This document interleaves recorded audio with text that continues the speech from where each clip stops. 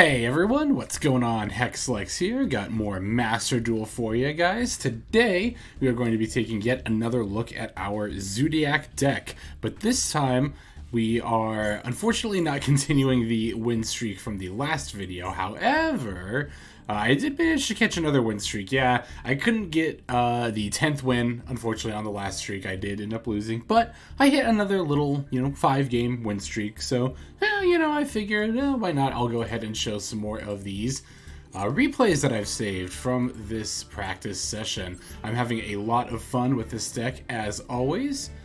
And honestly, I am really ready for the upcoming Xyz Festival, especially with this deck. Like, holy cow, I'm way more into Zoodiac than I thought I was going to be. Oh, I almost forgot. We have to show off the list before we jump into the replays for today. Let's go ahead and do that now. Let's go over to Zoodiac here. And list is still exactly the same. Have not touched it since the deck profile. We are still rocking the Effect Veiler, 2 Droll and Lockbird, 3 Maxx, 3 Ash Blossom, 2 Skull Meister, 1 Bunnyblast, 3 of each Whiptail, Thoroughblade, and Ramram. We've got 2 Nibiru. And the spells, we've got the Harpie's Feather Duster, Monster Reborn, 2 Pot of Avarice, and 3 Pot of Desires, 2 Lightning Storm, 3 Tenki, and the 2 called by. And then finally we have the 3 Infinite Impermanence. Now down here in the extra deck we've got F0 and F0 Draco. We've got the 3 Tigermoartar, the Drident, the 2 Boarbow, 2 Hammerkong, 3 Chakanines, our drill driver Vespenato, and finally the big boy himself, ZEUS. Alright, so let's go ahead and take a look at those replays now that I've actually shown you the list. As always, the deck profile and the actual list of cards in the deck will be in the description of this video. Alright, let's take a look at what we've got here. Got some more solid games in the Platinum rank.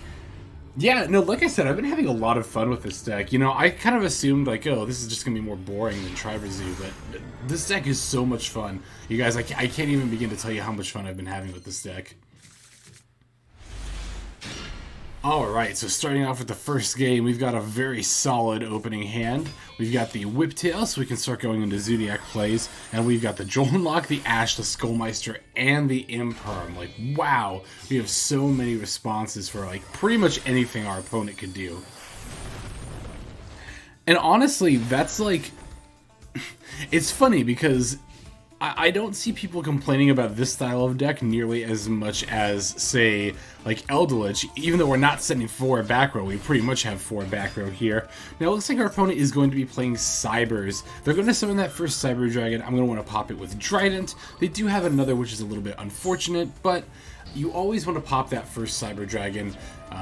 Really, because it could go into just about any amount of plays. Now you can see the machine duplication got negated there, and I didn't even have to use the Ash Blossom. That's because I put Infinite Impermanence into the middle column, and it's why I always do that, because people tend to play their spells and traps in this middle column here. And so you can see, not only did we get the core negation, we were also able to take out their machine dupe for totally free. So now we have the Ash here to use against the Rampage Dragon's effect, which will prevent it from getting too crazy with the attacks and, well, OTKing us here. Yep, Siger is going to use its effect in order to boost the Fortress Dragon. However, we are able to banish it, and that's because we have Whiptail as a material on Drident. So fortunately we do draw another Zoodiac monster that was very important to draw here because all we had were Droll and Skull Meister, which sure we could have set Droll, but ideally we want to be making proactive plays to advance the board state. And now that we have a Zoodiac card, we are able to do just that. That is one of, I think, the biggest strengths of the Zoodiacs as a whole, really, is that it's very easy. Like, all you need is one monster, one Zoodiac monster, and then you can just go into pretty much all of your plays.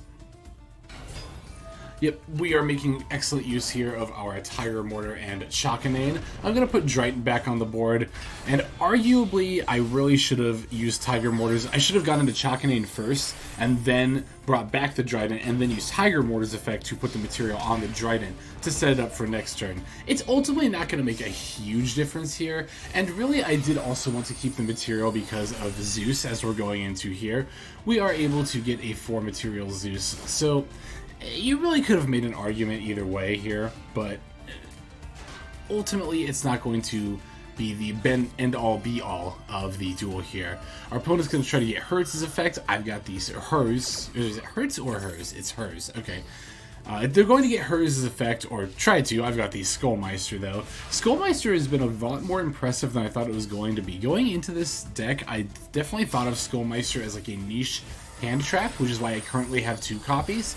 But it's actually fairly powerful, and I could easily see going for a 3rd copy. I'm kind of considering taking the one of Effect Veiler out in order to put in the 3rd Skull Meister. But I want to do a little bit more testing with my current list before I make any major alterations. And yeah, as you can see, this deck can stack up damage a lot more quickly than you might expect. We were able to turn our spare Drident from last turn into a Vespenato, and then also summon a Thoroughblade with our Zeus is going to be more than enough for game. Now let's go straight into the next game here.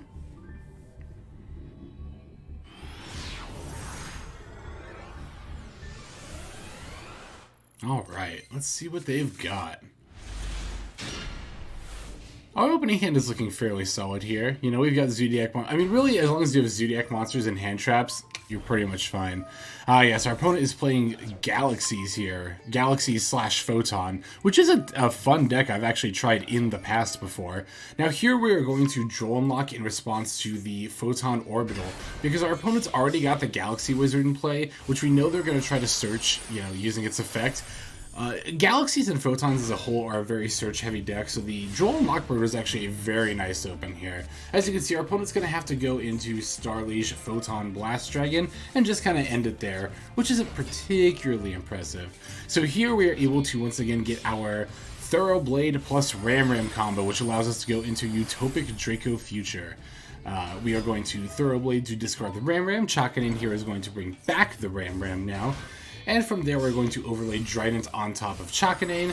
Drident is going to let us destroy the Ramram here in a moment. Yep, Drident effect, destroy the Ramram. Ramram's effect is going to bring back the Chakanine. And finally, we are going to overlay onto the, or not finally, we do have one more step after this. If we're going to overlay onto the number F0 Utopic Future, and then the Utopic Draco Future, finally, on top of that. Now, I did actually read a comment recently that pointed out that if we already have a Zoodiac monster in grave, you actually don't even need Thoroughblade for this combo. You can do it just with Ramram. You can Ramram and then overlay into Chakanine. Chakanine detach Ramram, bring back Ramram. Then you pick up from there, right? We overlay the Drident, detach Chakanine, pop Ramram, Chakanine, then it's the same combo from there. Note that you do require a Zoodiac monster in the graveyard in order to pull this off, though. To only do it with Ramram. If you don't have a graveyard set up, you have to use the Thoroughblade. But yeah, as you can see, I'm going to let my opponent do a bunch of plays here, even though I've got a Nibiru, which at this point I believe is live, if I recall correctly. And I'm not going to respond with it. I'm also not even responding with my Utopic Draco Future, because my opponent isn't really doing anything that's particularly threatening, to be quite honest. And this is a very important lesson, particularly with more controlling decks like this, right? We don't want to use our responses too early, because the opponent is... We have to assume that, to some degree, they're trying to bait out our response before going into the big play. And really, the main thing you have to assess when deciding whether or not to get your negates is my opponent about to do something that is going to really threaten me, right? That's the main thing we're concerned about. So, like, all the plays leading up to this have not really been threatening. This Neo Galaxy Eyes is fairly threatening. However, I do have to pause here because rather than snapping Nibiru off right away, I realize that Galaxy Eyes Photon Dragon's effect is going to activate when it's Xyz Summon, because our opponent used Galaxy Eyes Photon Dragon as a material. So I'm going to get a chance to negate with my Utopic Draco Future, and then just take control of this Neo Galaxy Eyes. So I don't need to pop off Nibiru here. It was something that I did consider until, like, again, I read the card and realized, oh, this thing has an effect that's going to activate. So we are just able to, respond with Utopic Draco Future, and then we can just take control of the Photon Dragon. Now, we have the big 4,500 monster our opponent just worked so hard to make, and they can't really do anything about it, because Utopic Draco Future is not just until the end of the turn. You just straight up take control of that monster. As if we didn't need enough stuff, we're then going to draw Monster Reborn. But now we're just going to go into our Zoodiac plays and just make a play that gets over our opponent's... what is this card called? The Galaxy Eyes Soul Flare Dragon. Very cool. I actually didn't know there was a Galaxy Eyes Link monster. I do respect my opponent. I am a fairly, like I said, big fan of the Galaxy Eyes Photon deck. I have played it in the past to some like casual degree. But I've always thought that the deck has a lot of powerful tools between like Galaxy Wizard and Galaxy... I don't know if Galaxy Expedition is still good, but certainly Galaxy Soldier is really good. But we are still able to get the win, again, because we stole their Neo Galaxy Eyes, which is very, very satisfying. Alright, that is going to do it for this game. Let's go into game number 3 here. Now, as you can see, most of these replays, not just in this video, but in general, tend to end like between turns 4 and 6, which is about when Zoodiac wants to be ending the duel, right? We are a bit of a control deck. We don't want the game to go on too long, and though we don't quite have a whole lot of combos, that doesn't mean we're not able to pump out a lot of damage on the board, as you guys have been seeing. Here is an example of going second, which we would, I think, ideally like to do in the time between... well, this video and some other ones. I have sort of, you know, decided to myself that, okay, I think it is right to go second. Now, I will say, I think some of the other Zoodiac videos that are coming up soon may or may not be playing after this one, so you might hear me make commentary in a video to the effect of, like, I don't know whether you need to go first or second, but this is later, and I do think it is generally right to go second. Now you can see our opponent is playing Sky Strikers. They're going to get a Shizuku as well as their 2 back rows, which I'm not particularly scared of, being that it's Sky Striker. Really the worst that it could be is like a Widow Anchor or something. But if I recall correctly, if we go to our opponent's graveyard here, yeah, it's only got 2 cards. It's only got 1 spell, so they can't even use Widow Anchor to take control of my monster. Just negate it. Which, I mean, you know, does actually rob the Zoodiac of its attack points. That is something to think about when you're declaring battle, right? We want to be thinking about if our opponent has an effect that negates monster effects, or at least not playing around it every time, but we want to be considering it, right? Because we have to remember that the Zoodiacs gaining attack points through their materials is part of their effect, and if their effect gets negated, they're going to lose all of their stats. It's actually another reason why Tenki is actually kind of good in this deck, because sometimes we need to go into a Zeus, but our Xyz monsters don't have any attack points, but Tenki does at least give them 100, so you can at least sneak in with Boarbow for 100 damage to go into Zeus. Speaking of Zeus, as you can see, we've got a 6 material Zeus here. Now, I'm going to let this Sky Striker Mobilize Engage resolve. I am not going to counter it because I went to Droll and Lockbird. However, unfortunately, my opponent is going to set up 3 in the graveyard with the Widow Anchor, so they're going to take control of the Zeus, waste all the materials, and then get to smack us for 3k. Not ideal, but I mean, certainly not the end of the world, especially given our board position here, right? If you look, our opponent's only got 3 cards total, like all together between their hand and field. Like, they have 1 card face down and 2 in hand. So we have the Desires, we've got the Imperm and the Call By set, we have an Ash for whatever search they might have next turn. I'm not particularly concerned with this game state, even though, again, we did lose all of our Zeus's materials. It's really not going to end up being that big of a deal in the long run.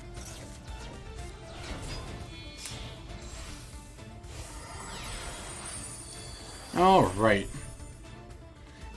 As you can see, we are then able to go into further Xyz plays. I don't believe we're able to quite finish our opponent off this turn.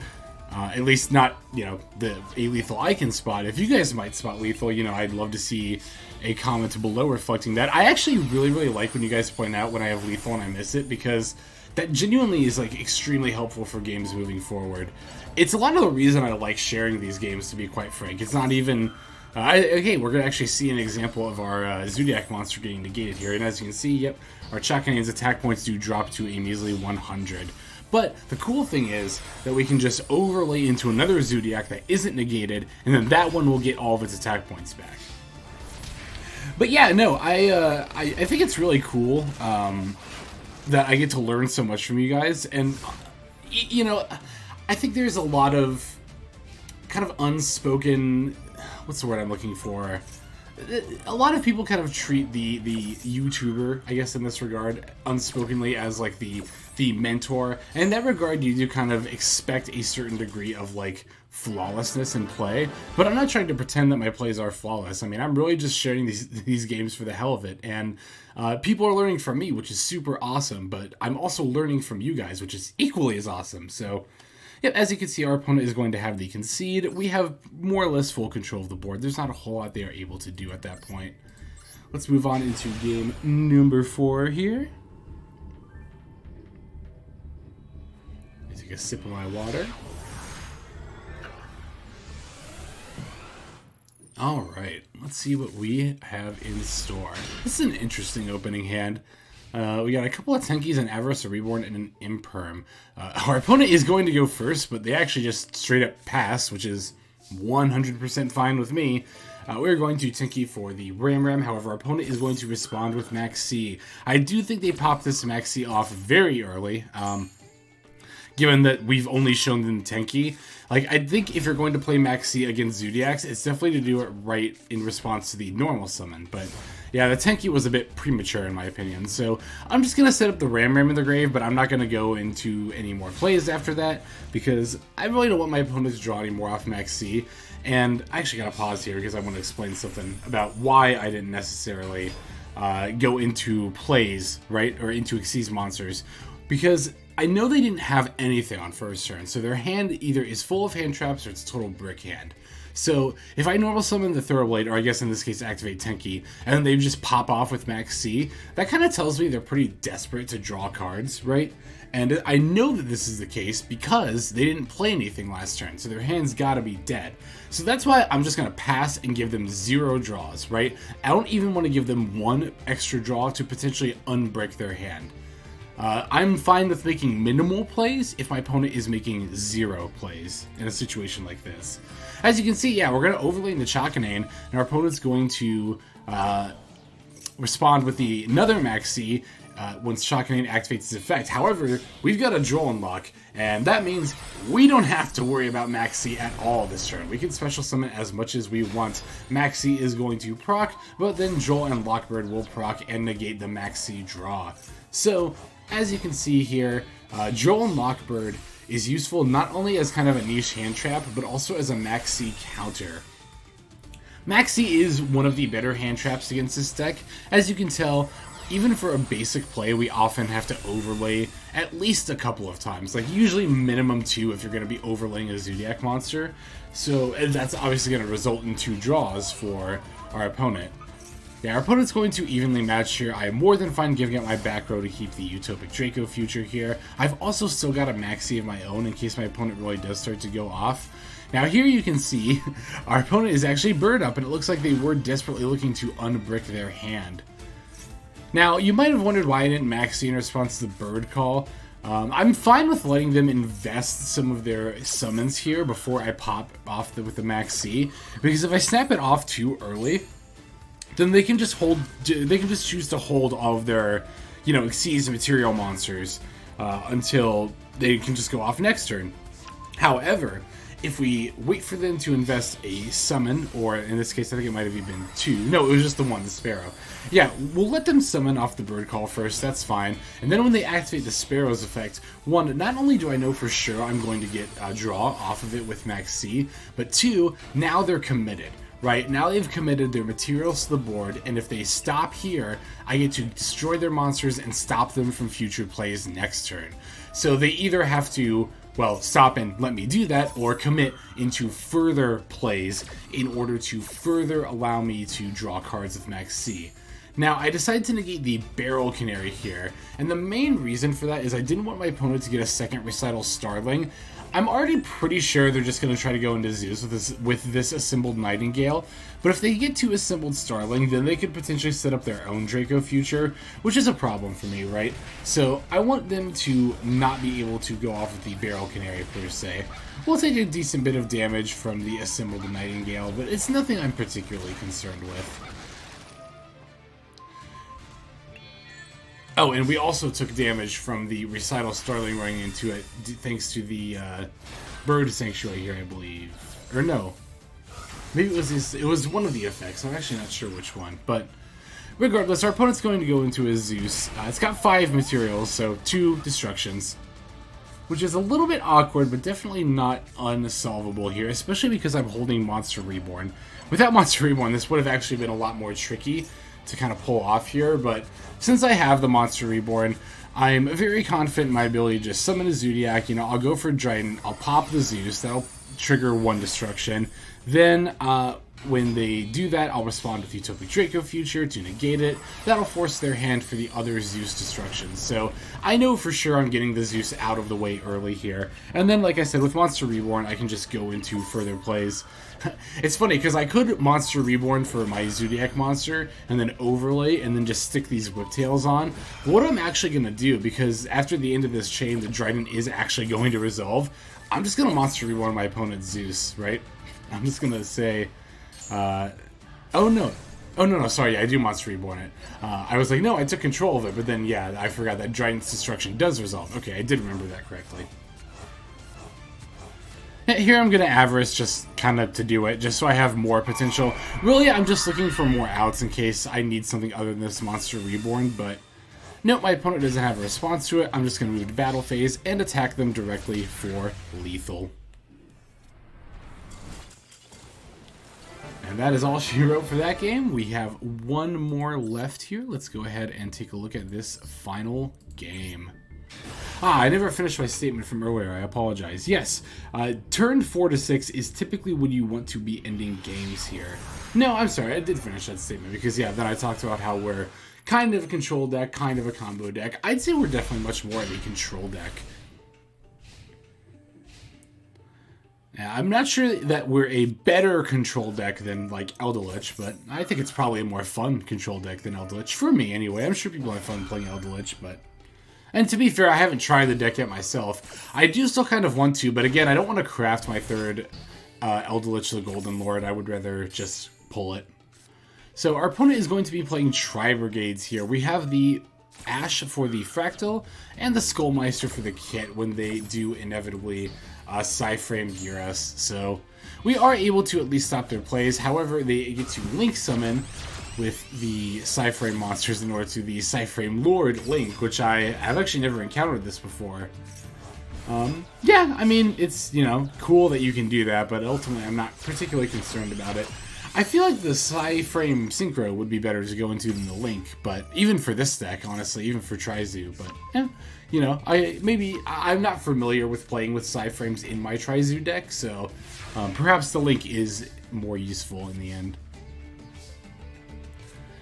But yeah, I'm going to start off with the Desires here, just to see if I can get some extra removal. I do draw the Lightning Storm, which is very, very handy.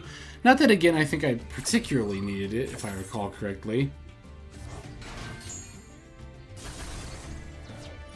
Yeah, no, I mean, like I said, I'm not particularly worried about that Link monster. I was just reading over the effect again, just to make sure I wasn't missing something important with it. But our opponent is going to Revolt here, which is a little bit annoying. And also, I should have technically maxed it a little bit earlier than this. Our opponent... Actually, I'm trying to remember. Let me see something real quick.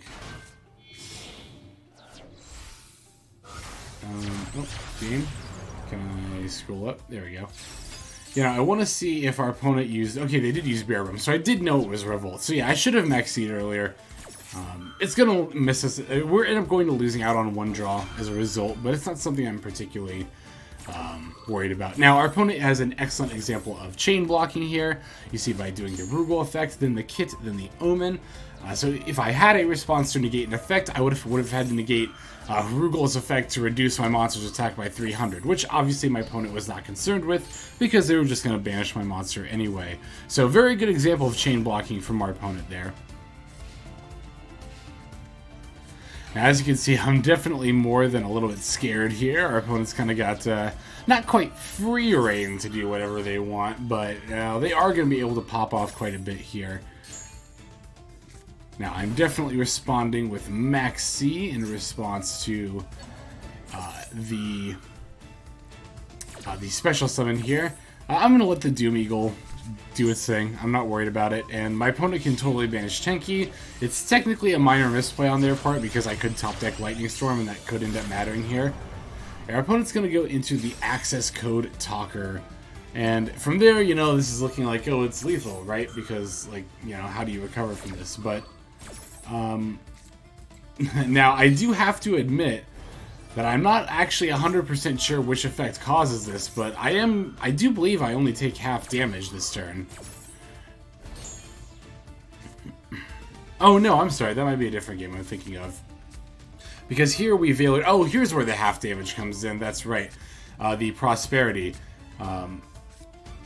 Yeah, no, but our opponent did this anyway because we veilered the access code talker in order to reduce the attack points to not get lethal. That's why I took half damage. So, yep, I was going to say a little misplay on our opponent, but no, it actually wasn't a misplay because, again, they did it when they were in a moment where they couldn't lethal anyway. So yeah, fortunately, but they do end up going into another lethal, or at least it would be if they were able to do full damage. Which, again, remember, they couldn't do this full combo when they didn't have the cards with Prosperity. I don't know if any of what I just said made sense to you. Hopefully it did. But I can definitely feel myself just kind of rambling at this point. I don't want them to get their search, especially because they summoned Farajit, so absolutely going to Skull Meister this Omen's effect. Because, yeah, our opponent's not going to have any further plays, and we actually did draw the Lightning Storm, so that misplay came up. It was very, very relevant here, because otherwise I would have had to fight through their board, and I wouldn't be able to nearly as easily get a hold of this game and really control it. So, you know, that little thing that seems like so unimportant, like, oh, I guess I'll just banish their Tenki with Shuri's effect, fine. I don't know if that was my opponent misclicking, and then they were like, oh, I guess I'll have to banish the Tenki, or if they meant to. But either way, was not the optimal play for my opponent there.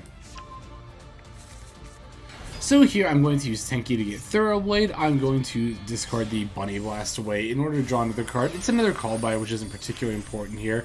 And if I recall correctly, yeah, my deck is getting a little bit low here, but since we just refueled with Avarice, I'm fine with continuing to draw anyway. It's not that big of a deal. Plus, I mean, the game's definitely going to end before decking out becomes a concern. Yep, I'm just going to stack as many Zoodiac materials on as I can before I go into Zeus here. The reason I attacked with Drident out of all the Zoodiac XCs is because, as always, I'm constantly thinking about battle hand traps, even though they don't usually exist in this format. I'm telling you guys, at one point, I'm going to actually run into a Gorz again. And it's not going to be that bad because I will have actually played around it. I actually thought about running a deck with all hand traps and 3 Gorz as like a meme, just to see like how many people play into Gorz. That might still happen. I guess if you guys want to see that, let me know. Or if you have any like funny meme decks, I'll certainly take a look at them. I won't make any promises, but yeah, our opponent's not going to get to do anything with this kit here at all. We are going to Effect Veiler to negate its on-field effect. And even when they link away into the Almirage, we've got the Called By to negate its graveyard effect as well. So this little attempt to come back from our opponent is not going to be successful. It is going to fail on 2 different fronts, which again is a lot of the reason I compare Zoodiac to Eldritch and like other stun decks. As you can see, we're like sitting on minimal monsters, just controlling the board.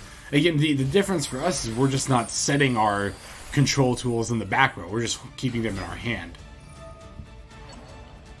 Yep, I'm going to Monster Reborn my opponent's Shurig here in order to go for a game. I'm very confident they are not going to be able to stop this lethal, so I'm just going to go straight for it. And after the attack from Omen, our opponent doesn't even give us the final blow. They just go ahead and concede. Alright, so that is going to do it for this video. Once again, I just am really thankful to all you guys for watching these videos. I am having a blast making them. I really am. It's so much fun. And I'm glad everyone's enjoying watching them, seemingly as much as I'm having fun making them. So, without further ado, that is going to do it for today. This is XLex, signing out. Have a fantastic day.